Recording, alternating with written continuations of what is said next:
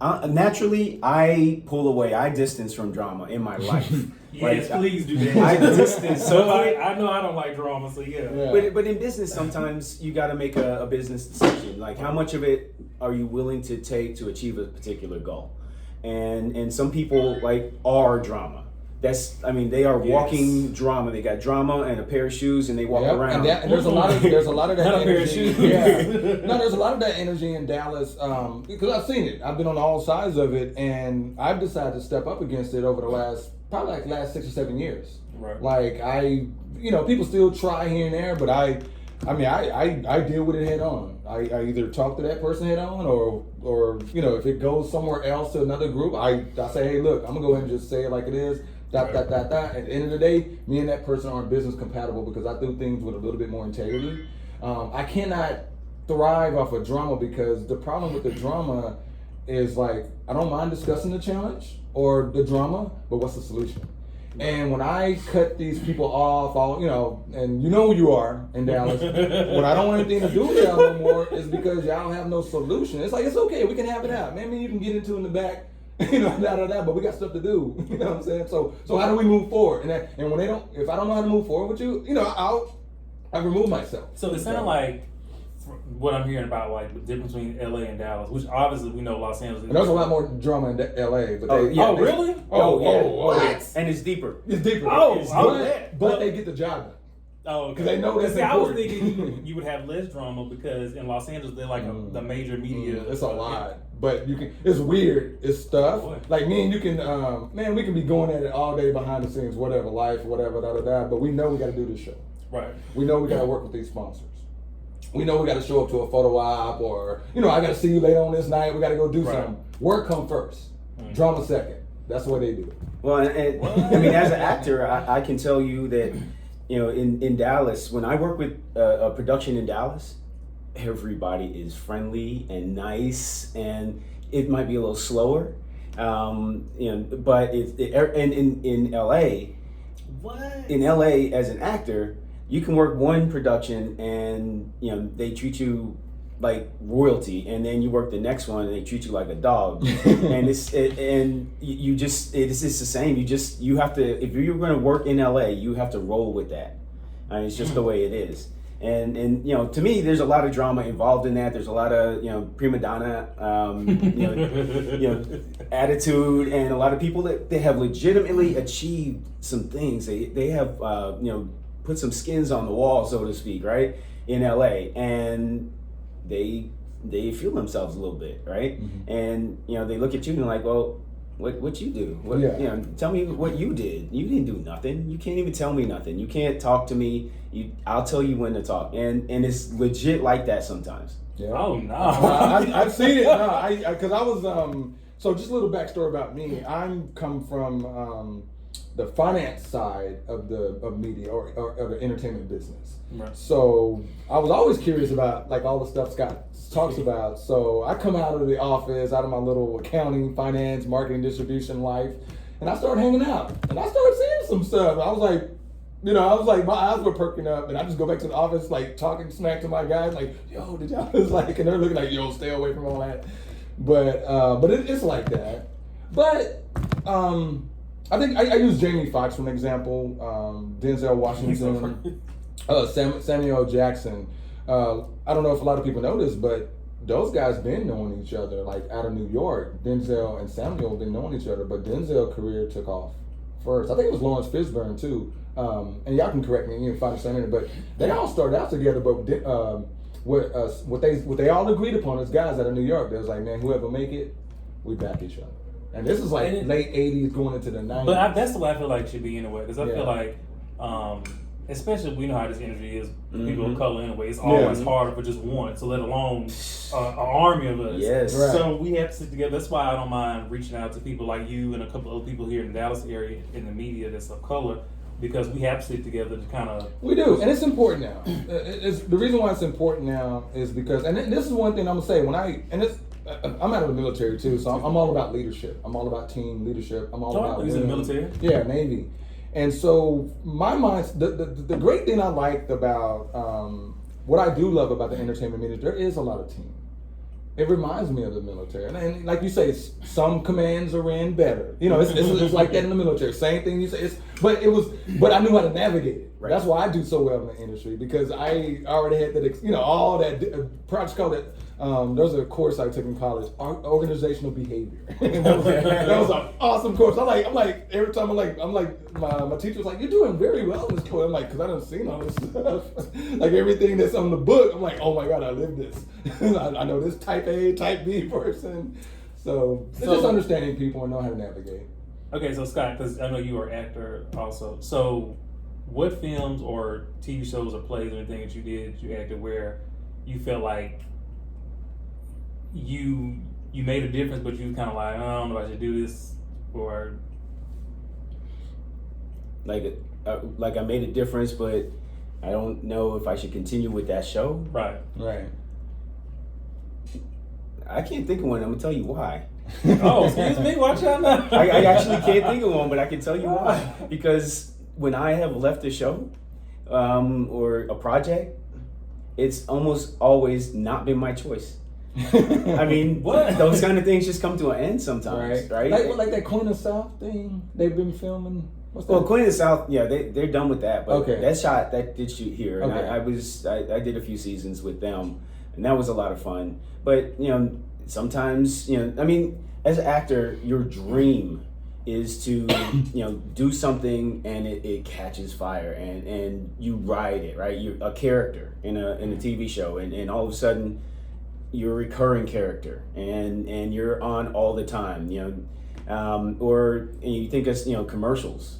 There's some commercials where if I name a character, who that is. Yeah. But most commercials, you do the commercial and you're in and out and it's done. Yeah. Okay, so what was your first acting, like your big first acting role? My first, actually, I did some theater and stuff like that. My first actual professional, I did a little bit of acting back when I was a DJ. But my first professional stuff was just doing I was an extra, a featured extra on Prison Break. Oh, yeah, nice. And so I did a lot of Prison Break back in the day. When that was there was two versions of that show. Right. So not the most recent one, but the OG Prison Break, and I got to work on that. And again, that was filmed here in Dallas for I think 2 seasons of it, and then they moved to Chicago or something. But I mean, I loved working all of that. And like I say, I like working Dallas projects because everybody's so nice and you're treated well. And you're treated well whether you're extra or you're the star of the show. And I've met some people that could have been prima donnas on these shows, and they weren't. They were nice. And I think it's what you said. It goes back to the tone. When you get out of LA or maybe New York or whatever, and you fly into Dallas, there's just a different feel. And I was gonna say, I'm sure you probably feel the energy of these people when you walk off Yeah. or you walk onto the set and stuff. You can kind of tell how they'll be working with them, Exactly. just by how they carry themselves and how they treat other people. And that's why, it goes back to, being minority of color, things like that. One of the things that people got to understand in Dallas, we need more minorities to step up because we do need that leadership. We need that tone, that structure, and people need to see And what that. I will say too about Dallas, I have noticed, since you mentioned it earlier, I think Dallas is kind of coming almost like a Hollywood of the South, because I know it's a lot more films and stuff, and TV shows It's are coming being on. produced. It's coming on. That's one of the things that I love about Dallas. It's wide open, and it's kind of lagged behind as far as this industry, but it's trying to catch up, and that means there's a lot of opportunity. Because I know back in, well, you probably saw what I posted. I went to go audition to play LL Cool J for this BET TV series coming up. Did they get back to you on that? Yeah, they did. I didn't get it. Somebody else got it. Okay. But I was close though.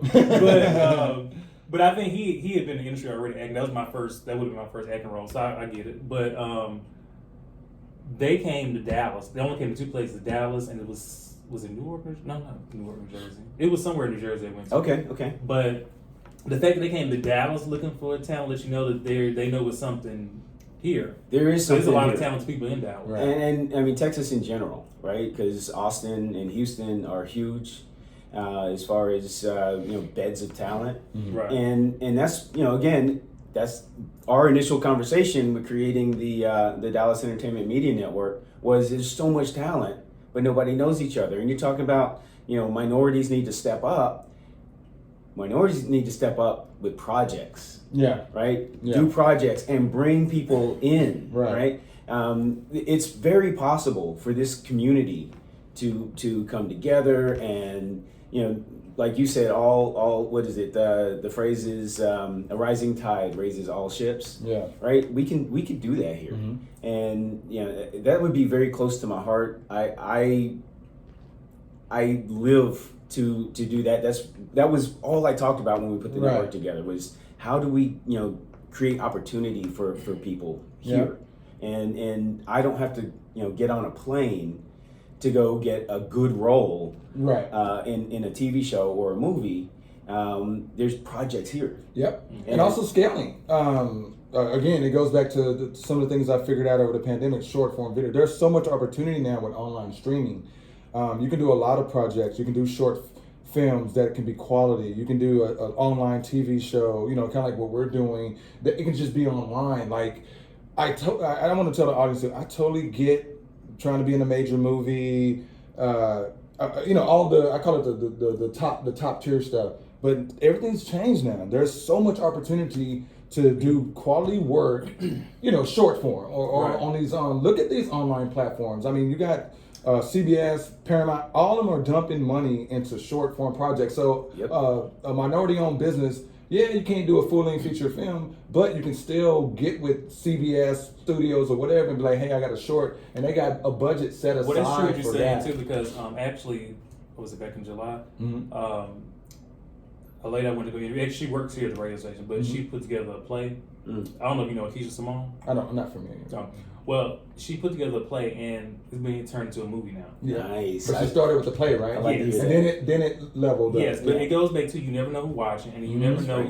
who's interested in investing into that project. But now she's about to turn into a movie, and I'm like, Yeah. all right, Keisha, I see you. Well, to piggyback off of that, and I kept in communications with a lot of executives, a lot of major studios, and there was a lot of good conversation. We were doing our Zooms and stuff, and what's going on is if they are watching. That's what I'm going to go and just let y'all know they're watching because now you have big budget stuff it's okay for the stars or whatever. Now they're like, now we got a pool of money. It may be just $100K, but it's like, what can you do with $100K? Yeah, but just like you're saying, even the major studios now are starting to pay attention to that because they notice that some of the independent indie films are doing better than the Exactly, major movies. because everybody Amen. wants Yes, sir. to discover new There talent. more people Yeah. are starting to do it. Like even got celebrities now taking their own money, like actors like Jamie Halle Foxx Berry and did all it. that. Yeah, Halle Berry, exactly. she That's a produced her perfect own example. show, and then Netflix bought it. And I was proud of her for that. I was too because the Yeah. fact that because she even said she was scared about doing Exactly, it. yeah, she was like, very I don't nervous know if about it's that. gonna do good, and it actually did good. It was the number one movie on Netflix, and she used her own money. I mean, she put everything into Exactly. it, and it didn't get released in theaters like the major Right. movies, but Right. it still did good. But the business side did Right. well. That's business side. I mean, so it's changed. The game has changed on movies because everything used to be about distribution, and distribution is super expensive. And so you go in to make a movie, and the first question is, okay, so what do you got set up for distribution? Because you got to get it into the theaters. You gotta get a certain amount of plays, right? All the things. Right. You can make a movie now, and start making money tomorrow. Yep. It's a different You world. don't have to wait. It's a different. Hey, you don't even world. need that. Remember, we used to have that rating, the MPAA group. Yes. You don't have to do that no. Well, you kind you of don't? do. Well, Oh, I was about to say, I thought you No, did. I mean, you know what? Redbox got the hookup. I was I think this radar Redbox like. But another thing too, like I know with Halle Berry too, she was saying she did that because, she had experience being in Hollywood, working with so many different Right. characters. She was saying some not so nice, some Right. was Yeah, nice. but she Kinda was what stuck on the saying. actor side of things. Right. Halle Berry was always afraid of the business. A lot of everybody's afraid to cross over to the executive. Right, and that's what she structure. said. She wanted to take a risk because she wanted to try something new in her career, and then also control because let's be real, in Hollywood, you may get a role and just the whole setup. You happy to get a part, but it's not like you're not happy about it. So she was saying it's all about control for her to tell a story she wanted to tell from her perspective. Because in Hollywood, a lot of times, let's be real, especially for actors of color, we always get the stereotypical stuff most of the time. Right. It's only now that you have people like Tyler Perry, somebody like LaByron, and even Angela Bassett. She's done a few. Where they walls. They can kind of tell our stories from our perspective. See, and I love that because I'm trying to get people to stop billing me as either a cop or like a gangster. Man. See, but I want to be a cop because I want to be that rugged cop that like always kind of like walks the line. Don't know if he's good or bad. Bro, they send you a script. You don't. I mean, you can write it. Yeah, okay. You write it. You'll do it. Okay, that's what I'm saying too. Okay, so speaking of from an actor's perspective, how often do you get scripts where they're stereotypical, and if you get them, do you like, okay, I don't know if I'm gonna do this because I ain't feeling that? All the time. And so, what's today? Saturday.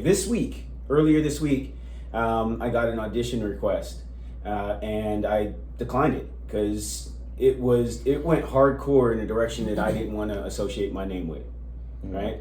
And I was like, yeah, I'm out. And I don't do that a lot. Like, I'm an actor. I will play a role. That's my job.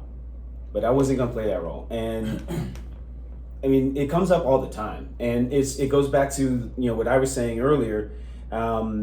You have to determine, in order to meet the end goal, if there's a role that you are a little uncomfortable with, is it worth doing it and moving forward, or do you draw that line? The reason I asked you that is not too long after I auditioned for the LL Cool J role, somebody sent me a thing to audition to play another thing they were doing for BET, where they wanted me to audition to play a deadbeat father. And I'm like, no. And it was like, boy, this your chance to get on TV? I'm like, no. I mean, because I understand what people saying about getting on TV, but it's more than that. So we have to realize media is more powerful than realize when you portraying certain images that's always being portrayed, and when people see stuff, they believe it. Yeah. I don't want to, because I don't like the deadbeat daddy things. I feel that's too synonymous with how they associate black men. So like, I don't want to do that. Exactly. See, and I would look at that, if they're going to ask me to audition for that role, I need to see the story.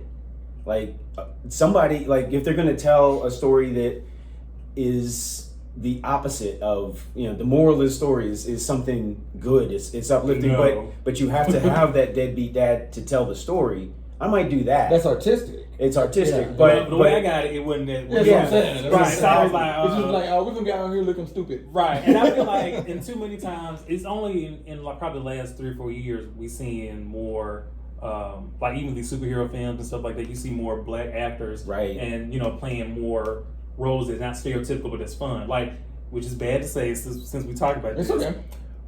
The Little Mermaid situation. Yeah, let's talk about it. I almost jumped through who I was like, are you serious? Like, but see, it's stuff like that. I would like, she gonna kill that. I don't care. Oh, she's gonna be great. The girl can sing. She talented. All that. But it's crazy that in 2022, black actors and actresses still don't, to everybody else who's non-black, get the credibility that she can play this role, but she's black. They don't want to say it like that, but that's what they're really saying. That's exactly what they're saying. But we got white boys ready for Black Panther though. Oh, They say what? No, wait a minute. I saw one where they had Ryan Gosling on the meme and said Barack Obama. Yeah. I was like, y'all childish. Y'all killing it. But you know what though? I've been laughing because this is all funny. It is funny, but it's not funny. It's funny, I know, right? That's why you gotta laugh at it. They are really mad about this. Yeah, because I'm like, man, people look. I'm like, let them be mad. Right. Yeah. And then still do it. Yeah, exactly. Because at the end of the day, studios gonna do what they want to do. Right, but I'm glad they're doing it, because by her doing this, it's gonna probably make $1 billion at the box office. For sure. Yeah. And then in the Black Panther movie, the guy who's playing Namor, the villain in the movie, typically in the comics he was a white guy, but they cast a mixed actor to play it, which I was like, yes, good, amen, let's go. Because you need to see. It's more than just white people in the world who can bring a character to life. I don't know why they. Well, what's interesting about that role is, for that Namor character, they're building a whole culture around his like this city of Atlantis and his powers or whatever. They're building, just like they did for Wakanda. They're building a whole culture. Well, Wakanda was a movement over there. Yeah, man. Let's go forever. They're gonna have you up there and fight, Hey, right? hey, let's go. Yeah, I was like, I didn't want to go see it in the theater because I wanted to be in my own space, and like I was like, Oh, you didn't go see it in the theater? No, I wanted to see it I just want to see it by myself. Oh, you know what okay. I'm saying? I didn't want to be around people. I just want to, embrace. I didn't want to hear nothing. I was like, I want to soak it all in. I mean, it's gonna take some time, but we're either gonna get people used to, people of color being on screen, Yes. or every movie's gonna be Avatar and everybody gonna be blue. We got two Not choices. I think one of the things too, one of the things I would like to do with my company, my studio, as I grow, because being in Dallas, one of the things that I'm starting to do well is get with a lot of producers out of New York and LA to where we can start doing other things, and we're using Dallas as that experimental social project. Even with money, I'm talking to investors too now. Hopefully things go well over the next couple of years. But I've already kind of pitched a lot, saying, look, let's use Dallas as a way to elevate a new type of Hollywood flow. Still the glitz and glamour, the fun, Right. but let's bring a little attitude, a little different culture. Let's be all inclusive. Like one of my things, what I didn't like when I first got here with Dallas is like there was a bubble. Oh, there is a bubble, but people don't understand. Dallas is part of the world, and what I mean by this is that we have to treat people as if it's not about Texas. In a sense of this, it's like, yeah, you're in Texas, whatever, but guess what? Now we reach out to London, Tokyo, Paris, Australia, whatever. Like we're putting on for the world now. So that's how I brand myself. Yeah, 'cause you get a lot of people that come from all over the world, and and I get on well with those people because they look at me like last night. I had some friends. We were doing an event. They came out. They're in from Spain, and stuff. They looked at me like, you're so nice and well rounded, because they've been having a lot of different experiences, right? And they love just hanging out with me and my people. They had a good time because they just like the fact that we get other cultures and they enjoyed themselves, and it made me feel proud. It's like I'm doing something right. A comic book now, like a superhero comic book, and it's pretty much all minorities. Because Okay. I wanted to show something different. Because I feel like, for me, my biggest thing getting media was media is powerful, and what people see, they really do believe it. And like when I look at this Little Mermaid situation for little black girls and to an extent black boys, this opens up possibilities of what they can be, and how, even though it's fictional. I mean, still, But I think that's part they fail to realize when we say representation matters, and it does. But they don't understand it because they're so used to seeing themselves portrayed on every level. That's why LaByron, a lot of the work that I do that people see in me, because I think The Rock said it best. He said Hollywood wasn't ready for a mixed, he's mixed Samoan and black, right? And wrestling and stuff. I mean, Rock he's killing. He's crushing. He's one of my favorites. But he said Hollywood was out here. I'm like, he dominates. He dominates so much stuff. But he said a lot of it, and he doesn't mind it. He was like, it's because I'm intimidating. Mm-hmm. Okay, he's a force. When he walks into a room, but he said a lot of people might don't not have that. see him walk in the room, but something just changed. Exactly. That's what he said. He was like, he speaks to this, and he's actually bought a football team. I saw the They're here. They're here. They're using the Yeah. old stadium where the Rangers used to play. But every time he comes to Texas, he puts on. He has a lot of Latin women that work from the CEO. But what the Rock is understanding is like it's still a struggle. We're still fighting. Yeah, I did me, but he said I'm dedicating my life, the rest of my professional career. I got to open up doors for people. It's like I got to fight and be a voice until the change that happened for me happens for the women, all of that, and I feel them on that. So yeah, because it's bad that we still gotta have these conversations in 2022. Because I just thought when I got to my age, I'm like, this wouldn't even be a thing. Well, and talk about the Little Mermaid situation. She's gonna kill it. It's gonna be successful. There's gonna be a new. She's gonna be a role model. Yeah, like for because this is gonna cycle. From a PR standpoint, this is gonna cycle. Yeah. But anxiety is a big deal nowadays, right? Anxiety is real, and there's a lot of little kids that might have that opportunity, but they don't want to go through what she's going through. Yeah, that was gonna say. And that's the sad part of it is that that angry minute in the sun that these people are having over this non-issue.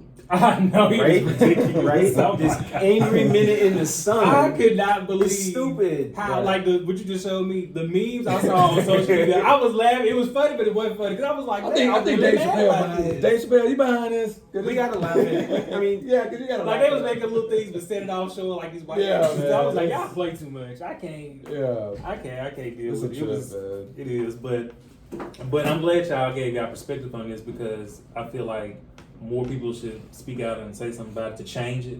And it is changing. It's slow change. And one of the things I want to tell the audience and everybody, and you can see me, you can check me out, whatever. We're gonna do this. It's like just get comfortable with it. It is uncomfortable. I get anxiety and stuff too. But I always think about big picture. I was like, if I don't do this, things are gonna always be the same. I was gonna say. So I don't mind. Now, don't get me wrong. I'll put myself out there for a little bit, then I go home. I'm like, okay, I did what I had to do. I was like, and I'm an actor. I put myself out there. I have to take my brain out my head and show it to the world. Yeah. And some people like it and some people don't. And I just gonna be authentic and let people do whatever they do. That's my authentic self. Here it is.